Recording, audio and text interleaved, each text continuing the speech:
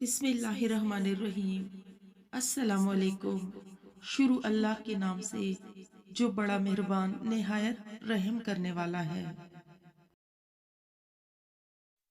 नबी करीम सल्लल्लाहु अलैहि वसल्लम ने इरशाद फरमाया, जिस किसी ने जुम्मा के दिन गुस्ल किया तो वो अगले जुमे तक गुनाहों से पाक हो जाएगा। नबी सल्लल्लाहु अलैहि वसल्लम ने इरशाद फरमाया, हरगिज वो आदमी जहन्नम में दाखिल नहीं हो सकता जो सूरज निकलने से पहले फजर की नमाज और सूरज गुरूब होने से पहले असर की नमाज पढ़ेगा। एक अदब ये भी है कि कुरान की रोज़ाना तिलावत की जाए। जो शख्स रोज़ाना कुरान करीम की 200 आयात देखकर तिलावत करेगा, उसकी कब्र के इर्द गिर्द के 7 कब्रों के हक में उसकी शफात कबूल की जाएगी और अल्लाह ताला उसके वालिदैन के सर से भी अजाब हल्का कर देगा, अगरचे वो मुशरिक ही क्यों ना हो। नबी सल्लल्लाहु अलैहि वसल्लम ने इरशाद फरमाया, तुम्हारे दिनों में सबसे ज्यादा फजीलत वाला दिन जुमे का दिन है, बस तुम इस दिन मुझ पर कसरत से दुरूद पाक भेजा करो, इसीलिए कि तुम्हारा दुरूद मुझ पर पेश किया जाता है।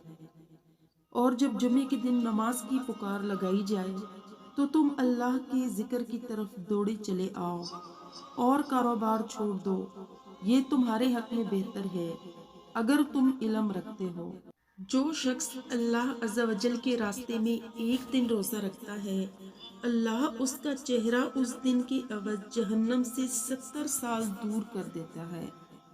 कबीला बनी सलीम के एक सहाबी शख्स का बयान है कि हुजूर नबी करीम सल्लल्लाहु अलैहि वसल्लम ने अपने हाथ पर शुमार करके फरमाया कि तस्बीह नस्फ मीज़ान को भर देती है और अल्हम्दुलिल्लाह पूरे तौर पर पुर कर देता है, और तकबीर जो कुछ आसमान और ज़मीन के बीच में है सबको भर देता है, और रोज़े नस्फ सब्र है और पाकीज़गी आधा ईमान है।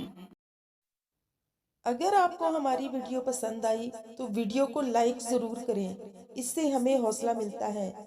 इस तरह की मज़ीद वीडियोस देखने के लिए हमारे चैनल फरजाना टीवी को ज़रूर सब्सक्राइब करें। नेक्स्ट वीडियो तक के लिए अल्लाह हाफ़िज़।